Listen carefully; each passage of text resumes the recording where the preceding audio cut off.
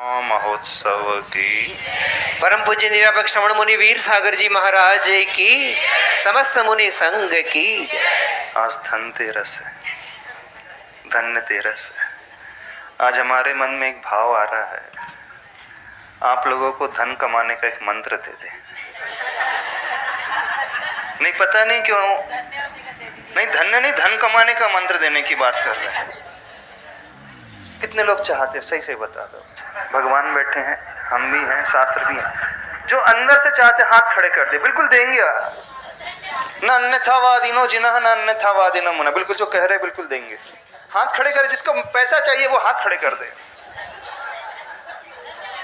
नहीं, गृहस्थ को नहीं चाहिए तो गरीबी का आशीर्वाद दे दे। नहीं, सही हाथ खड़े कर लो, जो सही से जो अंदर से हम कहो ना महाराज जी चाहिए क्या। क्योंकि आचार प्रवर ज्ञान सागर महाराज जी कहते हैं, जिस श्रावक के पास दो कौड़ी नहीं वो दो कौड़ी का नहीं। आप सौदारिंद्र की बोली भी नहीं ले पाओगे, आप कुबेर भी नहीं बन पाओगे, आप महायज्ञ नहीं बन पाओगे, पंचकल्याणक व्यवस्थित नहीं कर पाओगे और प्रतिभा जागृति का निर्माण भी नहीं कर पाओगे। हाँ, आप अपना फ्लैट भी नहीं ले पाओगे, गाड़ी भी नहीं ले पाओगे। देखो चाहिए कि नहीं, श्रावक को चाहिए कि नहीं, सही से बता।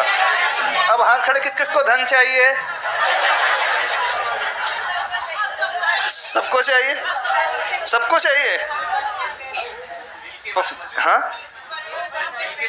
चाहिए ना, दे दे आज। आप लोग क्यों आए यहाँ पर? धन होने के लिए कोई नहीं आया है, सही बता रहा है।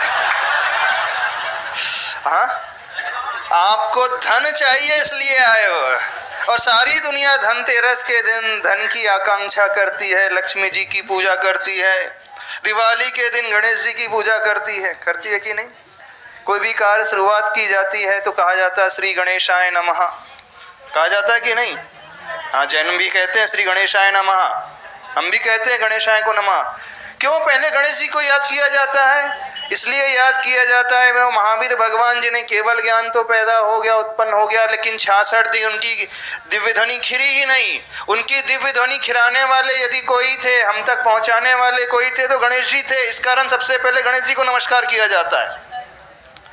इस कारण कोई भी शुभ कार्य होता है पहले गणेशाय नमः कहा जाता है, गणेश जी को नमस्कार। यानी गणेशाय मतलब गण के जो ईश हैं, गण के जो स्वामी, अभी महाराज जी ने कहा ना, जो गण के स्वामी हैं, यानी जो लक्ष्मी से संपन्न ऐसी आत्माएं हैं, ऐसे महातपस्वी हैं, ऐसे रिद्धि से संपन्न मुनिराज हैं, जो आत्म कल्याण में लगे हुए हैं, उनके समूह को गण कहा जाता है। और उनके जो स्वामी हैं उन्हें गणेश कहा जाता है। तो हम तक कल्याण कोई कार्यवाणी पहुंचाने वाले कोई थे तो गणधर परमेष्ठी गणेश जी थे। इस कारण गणेश की पूजा दीपावली के दिन की जाती है। और लक्ष्मी प्राप्त करने के लिए लक्ष्मी जी की पूजा की जाती है कि नहीं की जाती है? करना चाहिए, बिल्कुल करना चाहिए। नहीं, बिल्कुल करना चाहिए, लक्ष्मी जी की भी पूजा करना चाहिए। लेकिन कौन सी लक्ष्मी? एक ऐसी लक्ष्मी जो प्राप्त हो जाए तो कभी छूटे ना, शाश्वत लक्ष्मी जिसे प्राप्त हो जाए, उस लक्ष्मी से सहित जो व्यक्ति है उसकी पूजा करना चाहिए। अंतरंग लक्ष्मी से सहित जो व्यक्ति है उसकी पूजा करना चाहिए। तो भगवान महावीर और गौतम स्वामी गणधर देव जो अंतरंग लक्ष्मी से यानी वो श्री से संपन्न थे। अंतरंग लक्ष्मी कौन सी? अनंत चतुष्टय स्वरूप लक्ष्मी, ज्ञान दर्शन सुख और वीर रूपी लक्ष्मी। तो उनके पास परम सुख भी था और अंतरंग लक्ष्मी भी थी। तो जो उनसे संपन्न है उनकी जब हम आरती उतारेंगे, उनकी पूजा करेंगे तो अपने आप बहिरंग श्री लक्ष्मी मिल ही जाएगी, उसकी चिंता नहीं करना। अब रही बात मंत्र देने की, देखो जो आप अंतर से चाहते हो, चाहते कि नहीं? अच्छा महाराज जी से पूछ लेते हैं, महाराज जी सब चाहते कि नहीं पैसा? देखो उत्कर्ष महाराज जी पूछ, सब पैसा चाहते कि नहीं? देखो महाराज जी बोले सब पैसा चाहते हैं। तो कौन सा लक्ष्मी मंत्र फेरे कि कुबेर मंत्र फेरे? कौन सा मंत्र फेरते हो आप लोग? नहीं, पैसे के लिए कौन सा मंत्र फेरते हो बता दो? नहीं फेरते?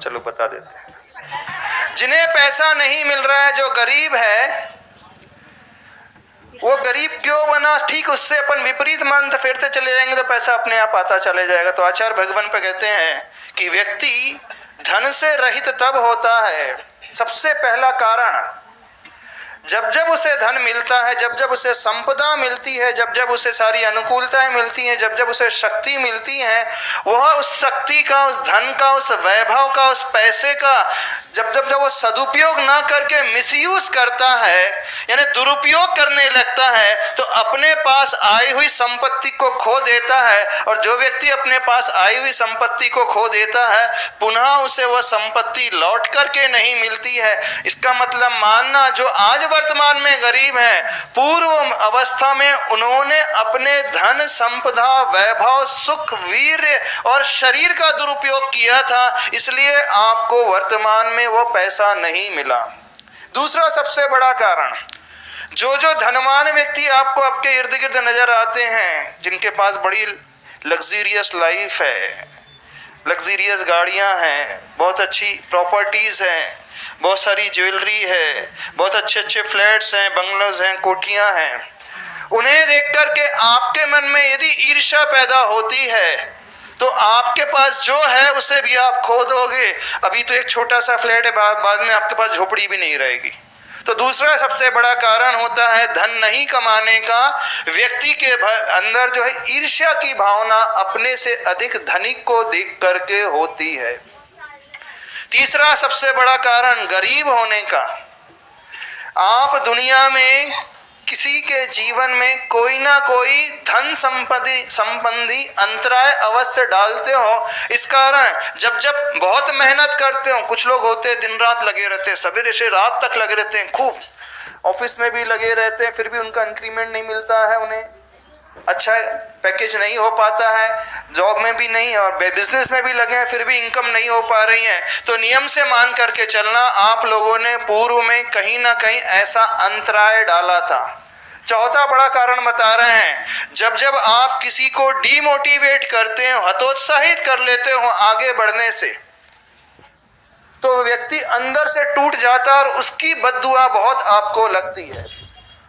महाभारत में एक बात आती है, जब जब कर्ण युद्ध के लिए सामने आ जाता था तो कर्ण का जो सारथी था शल्य, वह उससे सिर्फ एक ही बात करता था, हे कर्ण तुम तो सूत पुत्र हो, सामने अर्जुन है, उससे बड़ा धनुर्धर कोई नहीं है इस दुनिया में। बस इस बात को सुनकर के कर्ण का जो मोटिवेशन है एकदम डाउन हो जाता था, जो उसका पावर था एकदम डाउन हो जाता था। क्या सुनता था? मैं सूत पुत्र हूं। और जैसे ही दुर्योधन उससे कहता था तुम सूर्य पुत्र हो, तो उसके अंदर की शक्ति जागृत हो जाती थी। और सूत पुत्र सुनते ही उसकी शक्ति जो है एकदम निचले स्तर पे आते चले जाती थी।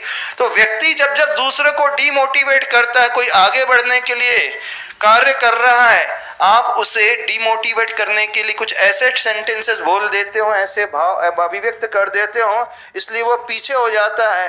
तो ये कारण आचार्य भगवान बता रहे हैं, शास्त्रों में आचार्य अकलंक देव ने लिखा है, ऐसे कार्य करने से व्यक्ति हमेशा पीछे रहता है। पांचवा कारण उन्होंने बताया है कि जब जब आप किसी की धन संपदा को देख करके बहुत ज्यादा विस्मित हो जाते हो, आश्चर्य से भट और उठ जाते हो।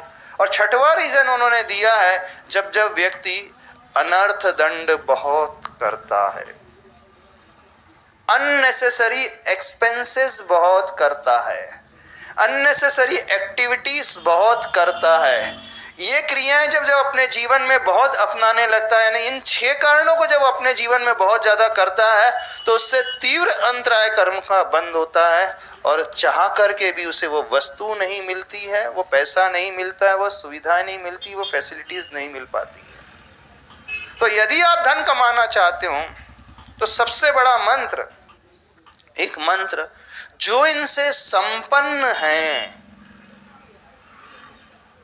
उनके प्रति एक अंतरंग की भावना, गुणेषु प्रमोदम की भावना सबसे कह रहे हैं। गुणेषु प्रमोदम की भावना है, एक ऐसी भावना, एक ऐसा मंत्र है, जाप वाला मंत्र नहीं कर रहे हैं। जाप वाला मंत्र तो आप 10 मिनट फेरोगे, माला आप 10 मिनट दोगे, 15 मिनट दोगे और तुरंत 15 मिनट के बाद उठ करके चले जाओगे और भूल जाओगे, वो आपको बाद में दिन भर याद नहीं रहती है। जो भी मंत्र आपने फेरा, मंदिर में फेरा, घर में फेरा, किसी देवकथा के सामने फेरा, जितनी देर तक आप जाप करते हो सिर्फ उतनी देर तक ही वो याद रहता है, उसके बाद आप अन्य कार्यों में व्यस्त हो जाते हो, तुरंत भूल जाते हो कि नहीं। लेकिन इस भावनाओं को आप यदि अपने मन में भाने लगोगे, ये भावना गुणेशु प्रमोदम की भावना, गुणेशु प्रमोदम की भावना क्या कह रहती है? जो आपसे अधिक अमीर है, जो आपसे अच्छा क्वालिटी वाला है, आपको जो चाहिए, क्या चाहिए? अभी आपको वर्तमान में पैसा चाहिए, ऐसा ही चाहिए ना? तो जो आपको आपसे अमीर दिख रहा है उससे ईर्ष्या बिल्कुल नहीं करना है, बल्कि उसकी प्रशंसा अनुमोदना मन से करना शुरू कर देना। जब जब वो मिले उसे ग्रीट करना शुरू करो, विश करो उससे, और हो सके चरण छू लो, बिल्कुल छू लो। जैसे ही आप चरण छूओगे और ग्रीटिंग की भावना अपने भीतर लेके आओगे, गुरुनिशी प्रमोदन की भावना अपने भीतर लेकर के आओगे, आपका मन जो है, आपके जो आत्मा जो एकदम रिसेप्टिव मोड में आ जाएगी, आपकी जो मानसिकता एकदम पॉजिटिविटी से भर जाएगी, और आप ऐसा कर्म का आश्रय करोगे, ऐसा शुभ पुण्य कर्म का आश्रय करोगे, वह पुण्य कर्म आपको सारी फैसिलिटी, सारी अनुकूलता बनाता चले जाएगा, और जो जो अंदर की आपकी चाह है, अंतरंग की जो इच्छा है, उसके अनुरूप आपको माहौल प्रदान करता चले जाएगा, और आप जो चाहते हो आपको मिलता चला जाएगा। बिल्कुल बड़ा साइकोलॉजिकल तरीका बता रहे हैं। आप जब भी मंत्र की बात आती है, एक माला उठा करके फेरने की बात कर लेते हो, आप कोई लक्ष्मी मंत्र की आकांक्षा कर रहे हो, सबसे पहले उसे देखना शुरू करो। तो दो ही, एक ऐसा व्यक्तित्व है जो अंतरंग लक्ष्मी से संपन्न है। अब सबसे बड़ी जो लक्ष्मी से संपन्न कौन है? वे अनंत चतुष्टय के धारी। दुनिया जिस लक्ष्मी की पूजा करती है, वो लक्ष्मी भी इन्हीं तीर्थंकर भगवान की सेवा करती है। इस बात को समझना। दुनिया जिन गणधर परमेष्टि को पूजती है, वे गणधर परमेष्टि भी इन्हीं तीर्थंकर भगवान को स्मरण करते हैं। जब दुनिया जिस देवी देवता की आराधना करती है, वे देवी देवता किनकी आराधना कर रहे हैं? डायरेक्ट अप्रोच लगाना सीखो इन तीर्थंकर भगवान की श्री से संपन्न। श्री से संपन्न जब आप भगवान का अभिषेक शांति धारा करते हो, पांडुशिला में एक बीजाक्षर लिखा जाता है, सिर्फ एक ही बीजाक्षर। वहाँ ह्रीम बीजाक्षर नहीं लिखा जाता है, वहाँ क्लीम बीजाक्षर नहीं लिखा जाता है, वहाँ अरहम बीजाक्षर नहीं लिखा जाता है, वहाँ ओम बीजाक्षर नहीं लिखा जाता है, वहाँ अन्य सारे एम वम पम आदि बीजाक्षर नहीं लिखे जाते हैं। वहाँ पर सिर्फ एक बीजाक्षर लिखा जाता है पांडुशिला में, केसर से। कौन सा बीजाक्षर लिखा जाता है? श्री। क्यों श्री लिखा जाता है? उसका लॉजिक पकड़ने की कोशिश करो। वो श्री इसलिए लिखा जाता है कि श्रावक को श्री की आवश्यकता है, धन लक्ष्मी की आवश्यकता है। मुनियों को, जब मुनि महाराज ध्यान करेंगे तो श्री बीजाक्षर का ध्यान कभी नहीं करते।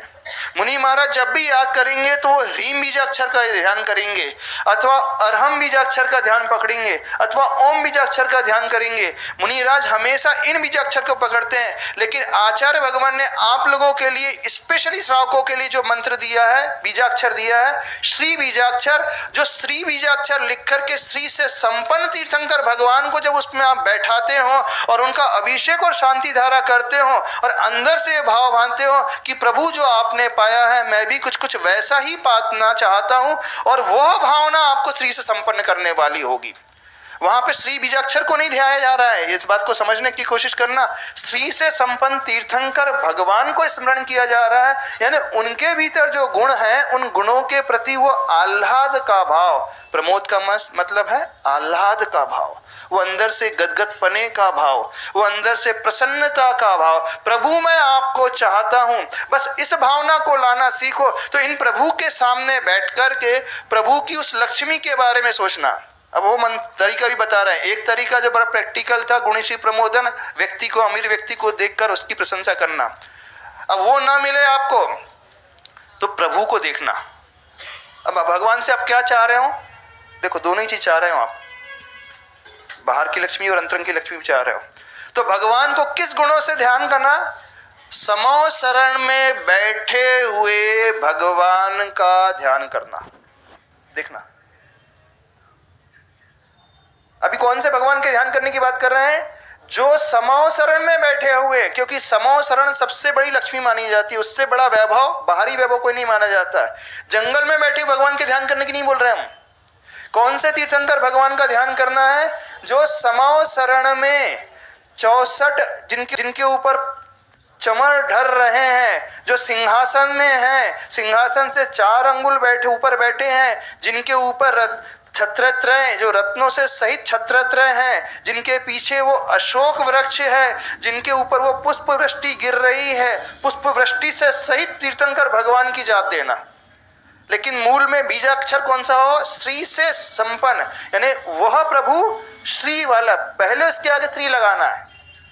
ओम ह्रीम श्री महावीराय नमः। ओम ह्रीम श्री चतुष्षष्टि रिद्धि संपन्न महावीराय नमः। आप लोग महावीर भगवान की जाप दोगे, सामान्य जाप हो गई। सामान्य जाप कर्म क्षय के लिए, देखना, ह्री से संपन्न, ह्रीम बीजाक्षर सहित। लेकिन आप श्रावक हो तो आप कैसे महावीर भगवान की जाप करना? ओम ह्रीम श्री चतुष्षष्टि रिद्धि संपन्न समोसरण स्थित महावीराय नमः। यानी विजुअलाइजेशन कौन सा होना चाहिए? समोसरण में बैठे हुए महावीर भगवान का, एकांत में बैठे हुए महावीर भगवान का नहीं। अंतर समझना, तपस्या करते हुए महावीर भगवान का नहीं। अब आप कहोगे महावीर भगवान तो वही है, चाहे एकांत में बैठे हो, चाहे जंगल में हो, चाहे विहार कर रहे हो, चाहे बेदी में हो। बेदी वाले महावीर भगवान में नहीं दिखेंगे, बेदी वाले महावीर भगवान। लेकिन आपको विजुलाइज क्या करना है? वे महावीर भगवान जो समाव शरण में बैठे हुए हैं, 3 कठनियां लगी हैं, 12 सभा लगी हैं, और उन 12 सभाओं में वे सारे के सारे देव, वे सारी की सारी देवियां जिनकी पूजा दुनिया के सारे लोग करते हैं, वे देवी देवता उनके आगे हाथ जोड़े खड़े हुए हैं। जब उन्हें आप हाथ जोड़े खड़े और बैठे हुए देखोगे तो आपको प्रभु की महिमा समझ में आएगी, और आपको प्रभु की वो महिमा समझ में आ जाएगी तो आपका हृदय एकदम अंदर से वैसा पवित्र हो जाएगा न, जो आप चाहते हो मिलता चला जाएगा।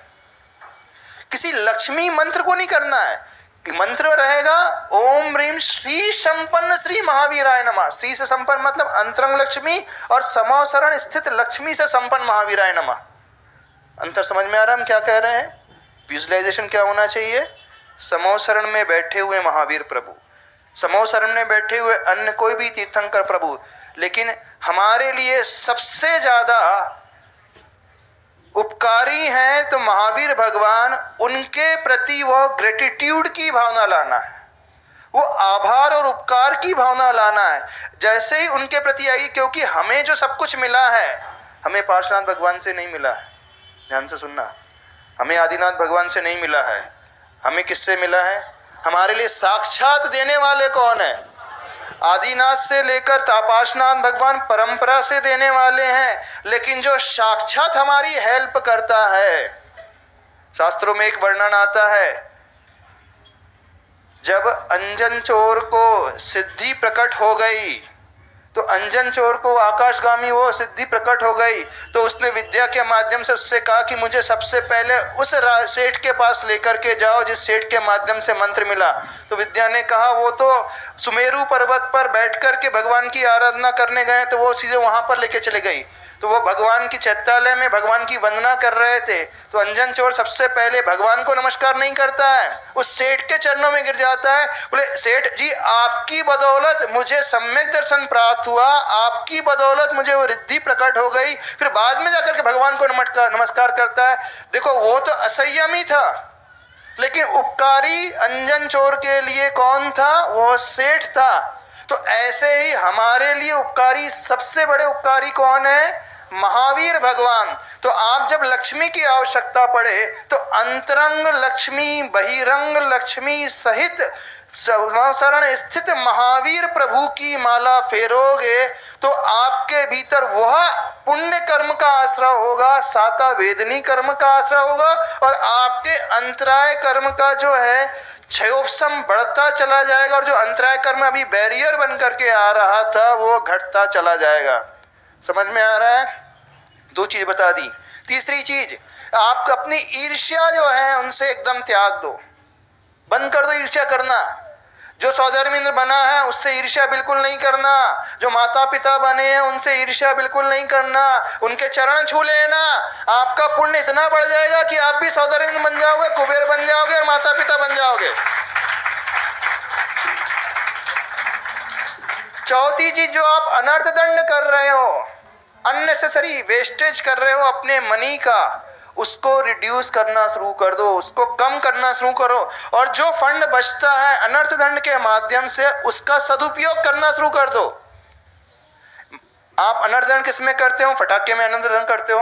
अनर्थ दंड किस में करते हो? अननेसेसरी लाइट, अननेसेसरी बहुत सारी एक्टिविटीज में करते हो। तो जो अनर्थ दंड के माध्यम से आपका फंड बच रहा है, उसे जब सेव कर रहे हो, उस फंड को आप अच्छे कार्य में लगा लो।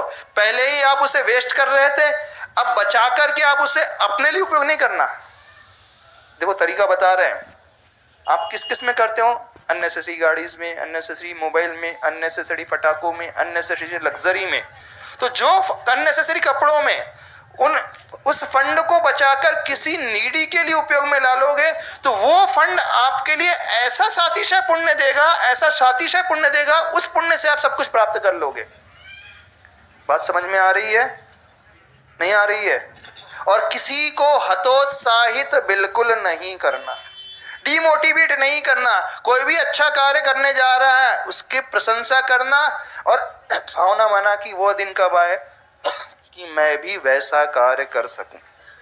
समझ में आ रही बात? तो ये लक्ष्मी मंत्र समझ में आ गया।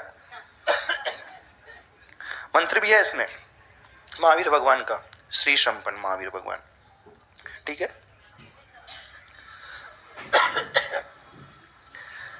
अब भगवान की इस महोत्सव को मनाने के लिए आए हो, लेकिन सब कोई पुराने पुराने कपड़े पहन करके क्यों आए हो?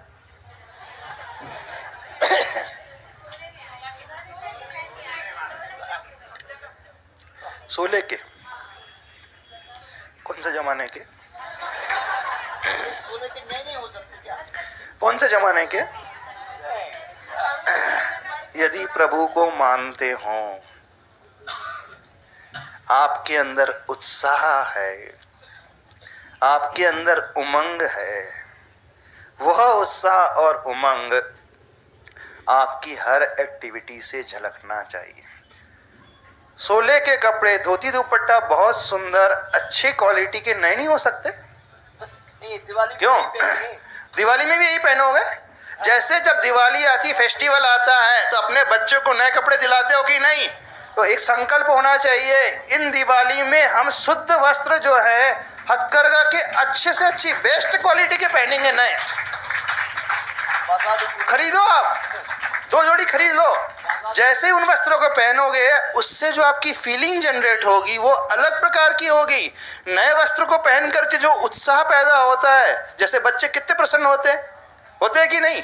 आप भी जब नए वस्त्र पहन करके आओगे, आप पार्टी के लिए नए वस्त्र खरीदते हो, शादी के लिए नए वस्त्र खरीदते हो, अन्य जगह घूमने जाने के लिए नए वस्त्र खरीदते हो, तो ऐसा क्यों नहीं हो सकता कि धार्मिक फेस्टिवल के लिए नए वस्त्र क्यों नहीं खरीद सकते? तो कल और परसों 2 दिन कोई भी पुराने वस्त्रों में नजर ना आए। मंदिर को तो पहनना ही नहीं है, आप खरीद लो जाकर के, वातानुकूल से खरीद लो, अच्छी क्वालिटी खरीदो। जितने आप इसमें खरीदो, एक्स्ट्रा पे करके खरीदो अच्छी क्वालिटी। ये आपका स्मरण हमेशा स्मृति में रहेगा, याद रहेगा। और यही याद जो है ये आपको हमेशा अच्छी भावना से भरेगी। इस बात को समझो।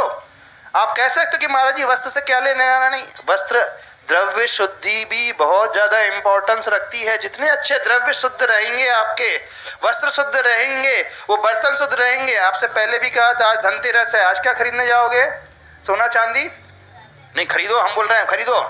आज जो है चांदी के बर्तन का सेट खरीदो, आज जो है चांदी का डिनर सेट खरीदो, उससे मुनिराज को आरदान देना। आज और नहीं खरीद सकते हो तो एक चांदी की माला अवश्य खरीद लेना, जिससे आप नमोकार मंत्र की जाप करो, श्री संपन्न महावीर भगवान की जाप करो। और कोई अफोर्ड कर सकता है तो सोने की एक माला खरीद लेना, यदि आप कैपेबल हो, इतनी आपकी कैपेसिटी है। नहीं, आप 10 तोले की ज्वेलरी खरीद लेते हो। जितनी महिलाएं हैं, जब भी हर साल उन्हें ज्वेलरी चाहिए। कोई हमसे कह रहा था, एक IT प्रोफेशनल है, बोले सब घर में बढ़िया है, वाइफ को कोई प्रॉब्लम था नहीं? महाराज जी वाइफ को बस एक ही चीज़ चाहिए। बोले हर साल उसे कुछ ना कुछ ज्वेलरी चाहिए होती है, मैं ज्वेलरी ला करके दे देता हूँ, फिर मुझे कोई मेरी इनकम से कोई लेना देना ही नहीं है। तो आप जब ज्वेलरी डिमांड करते हो तो इस दिवाली का यह संकल्प, इस दिवाली में या तो हम सोने की एक माला खरीदेंगे, उसे भले ही गले में धारण कर लेना, लेकिन स्वर्ण की माला से प्रभु का स्मरण करेंगे, आपका धर्म भी हो जाएगा, आपका इन्वेस्टमेंट भी हो जाएगा और आपकी अच्छी भावना भी पैदा हो जाएंगी और आप इधर उधर की मिथ्या मान्यता से बच जाओगे। लोग जो है चांदी सोने के बर्तन धर्म मान करके धनतेरस में खरीदते हैं, तो चांदी सोने के बर्तन धर्म मान करके नहीं खरीदना है, ये धन मान करके नहीं खरीदना है। क्या धर्म मैं इससे कर सकूं, इस भावना को लेकर के करना है। खरीदोगे कि नहीं आज? हाँ, खरीद लोगे? कोई नहीं बोला, बताओ। चांदी की एक माला ही खरीद लेना और कुछ नहीं खरीद सको तो क्यों? महाराज जी बताइए इनको क्या खरीदना चाहिए। महाराज जी हाँ, महाराज जी उसी में करते थे। बताइए, ये आपके सारे उमंग को पैदा करने की तरीके हैं, विधियां हैं। इसी से मन बहुत प्रशस्त होता है, आपके बच्चे प्रसन्न होंगे। आप अपनी आने वाली पीढ़ी को इस धनतेरस में, इस दिवाली में गिफ्ट करना, चांदी की माला गिफ्ट करना, बहुत अच्छा, उनको भी बहुत अच्छा लगेगा कि पेरेंट्स ने हमें कुछ ला करके दिया। उनकी प्रसन्नता बहुत अलग प्रकार की रहेगी और उससे वो हमेशा के लिए याद रखेंगे और उनके भीतर वो धर्म की भावना भी जुड़ते आएगी, यानी वो प्रभु भक्ति से भी जुड़ते चले जाएंगे। समझने की कोशिश करो, ये ही जो क्रियाएं हैं आपको धर्म के क्षेत्र में बहुत आगे आने वाली, बढ़ाने वाली सिद्ध होती हैं। तो आपको मंत्र मिल गया ना, क्या करना है? धनतेरस में कौन सा लक्ष्मी मंत्र फेरना है? श्री संपन्न श्री वर्धमान स्वामी भ्यो नमो नमः। लक्ष्मी से अंतरंग लक्ष्मी संपन्न श्री महावीर प्रभु नमो नमः। कुछ भी आप जोड़ सकते हो, महावीर स्वामी जोड़ सकते हो, वर्धमान स्वामी जोड़ सकते हो, लेकिन मूल में भगवान महावीर का नाम वर्धमान था, सबसे प्रथम नाम था वर्धमान स्वामी।